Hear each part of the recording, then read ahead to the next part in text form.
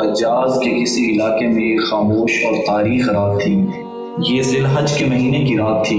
ہر طرف خاموشی اور سکون چھائی ہوئی تھی اور اللہ کے نبی حضرت ابراہیم علیہ السلام گہری نیند میں تھے۔ آپ کو ایک خواب آیا کہ جس طرح جانوروں کو ذبح کیا جاتا ہے بالکل اسی طرح آپ اپنے بیٹے اسماعیل کو ذبح کر رہے ہیں۔ آپ گھبرا کر اٹھ بیٹھے، آپ پر لرزہ طاری ہو گیا۔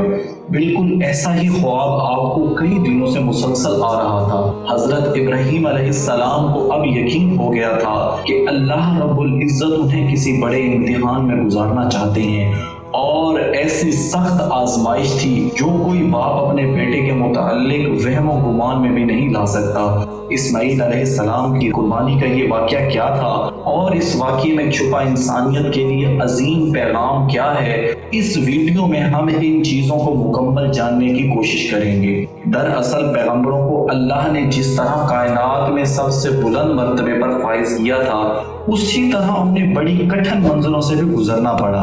حضرت ابراہیم علیہ السلام کو اللہ نے بہت ساری آزمائشوں سے گزارا جس میں آپ ثابت قدم رہے اور ان آزمائشوں میں پورا اتر کر تمام ادیان و مذاہب اور امتوں کے امام کہلائے۔ حضرت ابراہیم کی شادی آپ کی چچا زاد بیوی سارہ سے ہوئی تھی، لیکن کئی سال گزرنے کے باوجود بھی حضرت ابراہیم علیہ السلام کو حضرت سارہ سے کوئی اولاد نہ ہوئی۔ نبوی مشن اور توحید کے پیغام کو آگے بڑھانے کے لیے حضرت ابراہیم علیہ السلام کو ایک جانشین کی سخت ضرورت محسوس ہوئی، لہٰذا حضرت سارہ نے حضرت ابراہیم علیہ السلام کو مشورہ دیا کہ آپ ان کی ایک کنیز سے شادی کر لیں تاکہ ان کی نسل آگے بڑھ سکے۔ آپ نے ان کی ایک کنیز جس کا نام ہاجرہ تھا اس سے نکاح کر لیا۔ حضرت ہاجرہ سے ایک صالح اولاد کی پیدائش ہوئی جس کا نام آپ نے اسماعیل رکھا۔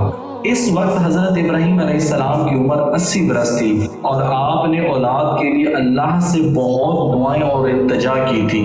حضرت ابراہیم علیہ السلام نے حضرت اسماعیل علیہ السلام کو بہت ناز و نیاز سے پالا تھا اور ان سے بے پناہ محبت تھی۔ اللہ نے حضرت ابراہیم علیہ السلام کو حکم دیا کہ آپ اپنی بیوی ہاجرہ اور بیٹے اسماعیل کو عرب کے جنوب میں گرم صحرا کے درمیان چھوڑ دیں، لہٰذا آپ نے اپنی بیوی حضرت ہاجرہ اور حضرت اسماعیل علیہ السلام کو مکہ میں چھوڑ دیا، جہاں آپ ہمیشہ شام سے آیا کرتے اور اپنی بیوی اور بچے سے مل کر واپس چلے جاتے۔ اس طرح 13 سال کا طویل عرصہ گزر گیا اور اس طرح حضرت اسماعیل علیہ السلام مکہ کی مقدس فضاؤں میں آب زمزم پی کر اور حضرت ہاجرہ کی آغوش میں تربیت پا کر بہت خوبصورت جوان کی شکل میں کچھ بڑے ہوئے، لہٰذا اللہ تبارک و تعالیٰ نے حضرت اسماعیل علیہ السلام کو آزمانے کا ارادہ کیا۔ آپ کو مسلسل 3 دن یہ خواب آیا کہ آپ اپنے بیٹے حضرت اسماعیل کو ذبح کر رہے ہیں۔ حضرت ابراہیم علیہ السلام بہت پریشان ہوئے، آپ پر واضح وحی آ گئی کہ آپ اپنی جس اولاد سے اس قدر محبت کرتے ہیں اسے اللہ کی راہ میں قربان کرنا ہوگا۔ یہ ایک بہت بڑا امتحان تھا۔ حضرت اسماعیل علیہ السلام آپ کے اکلوتے بیٹے تھے، آپ کو بڑھاپے میں اولاد کی نعمت ملی تھی۔ حضرت اسماعیل اب کچھ بڑے ہو رہے تھے اور ابھی جوانی میں قدم رکھنے والے تھے اور اس عمر میں پہنچ گئے تھے کہ بڑھاپے میں اپنے والد کا کام کاج میں ہاتھ بٹا سکیں۔ عین اس وقت انہیں ذبح کرنے کا حکم ملا۔ حضرت ابراہیم علیہ السلام کو اپنے بیٹے سے بے حد محبت تھی، اس کے باوجود آپ کے دل میں اللہ کی محبت سے بڑھ کر کسی اور کی محبت نہیں تھی۔ اللہ کا جو بھی حکم تھا انہیں پورا کرنا تھا۔ حضرت ابراہیم نے اپنے دل کو مضبوط رکھا اور اپنے بیٹے حضرت اسماعیل کو اس خواب کے متعلق بتایا اور کہا، اے میرے بیٹے، میں خواب میں دیکھتا ہوں کہ میں تمہیں ذبح کر رہا ہوں، تو تم سوچو کہ تمہارا کیا خیال ہے۔ حضرت اسماعیل نے کہا، ابا جان، آپ کو جو حکم ہوا ہے وہی کیجئے، اللہ کے حکم سے آپ مجھے صبر کرنے والا پائیں گے۔ لہٰذا اگلی صبح آپ حضرت ہاجرہ کے پاس تشریف لے گئے اور انہیں حکم دیا کہ حضرت اسماعیل کو نہلا دھلا کر خوشبو لگاؤ اور تیار کرو۔ حضرت ہاجرہ نے اپنے بیٹے کو نہلا دھلا کر خوشبو لگائی اور انہیں تیار کر کے حضرت ابراہیم علیہ السلام کے حوالے کر دیا۔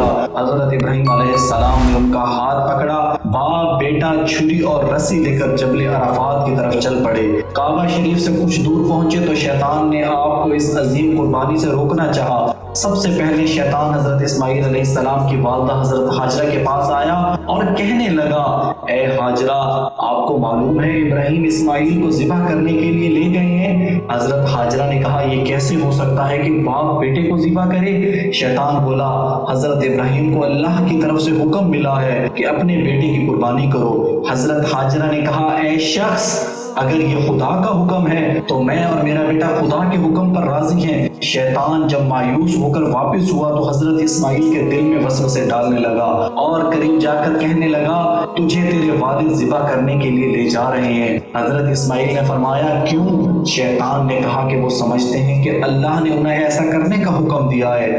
حضرت اسماعیل نے جواب دیا، اگر اللہ تعالیٰ میری قربانی قبول فرما لے تو میرے لیے اس سے بڑھ کر کیا سعادت ہوگی۔ اس کے بعد شیطان نے حضرت ابراہیم علیہ السلام کے دل میں وسوسہ ڈالنا شروع کیا۔ حضرت ابراہیم علیہ السلام اللہ کے خلیل تھے۔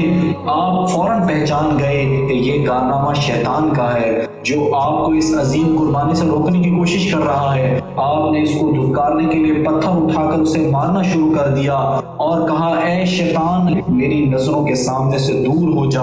اللہ کو حضرت ابراہیم علیہ السلام کا یہ عمل اتنا پسند آیا کہ قیامت تک حج کرنے والے حاجیوں کو حکم فرما دیا کہ میرے پیارے خلیل حضرت ابراہیم علیہ السلام کی سنت کو زندہ رکھنے کے لیے یہاں پر شیطان کو 7 کنکریاں مارے۔ حضرت ابراہیم علیہ السلام حضرت اسماعیل علیہ السلام کو لے کر پہاڑ کی اونچی چوٹی پر پہنچے اور آپ کو لیٹنے کی ہدایت دی تو حضرت اسماعیل نے فرمایا، ابا جان، میں پیشانی کے بل لیٹتا ہوں تاکہ آپ کا چہرہ مجھے نظر نہ آئے، اور آپ بھی اپنی آنکھوں پر پٹی باندھ لیں تاکہ جب آپ مجھے ذبح کر رہے ہوں تو میری محبت اللہ کی محبت پر غالب نہ آ جائے۔ آپ نے حضرت اسماعیل کے مشورے پر عمل کیا۔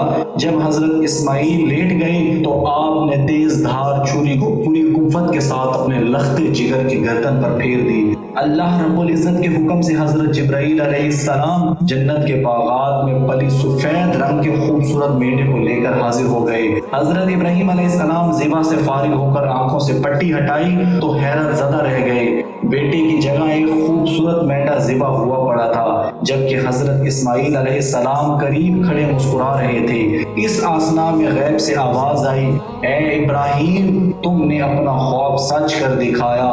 بے شک ہم نیکی کرنے والوں کو ایسا ہی بدلہ دیا کرتے ہیں۔ اللہ نے حضرت اسماعیل علیہ السلام کی جان بخش دی اور یہ واقعہ حضرت ابراہیم علیہ السلام کی بے مثال اطاعت، رضا جوئی اور اللہ کے لیے خود سپردگی کی ایک مثال ہے۔ حضرت ابراہیم علیہ السلام نے وہ چھری اپنے اولاد پر نہیں بلکہ اپنے نفس پر چلائی تھی جو صرف اور صرف اللہ کی رضا کے لیے تھا۔ تقریباً 4000 سال گزر گئے لیکن یہود و نصارہ اور مسلمان، ہر امت کے لوگ باپ بیٹے کی اس عظیم قربانی کو یاد کرتے ہیں جو بندگی کے اس بے مثال جذبے کی ایک مثال ہے۔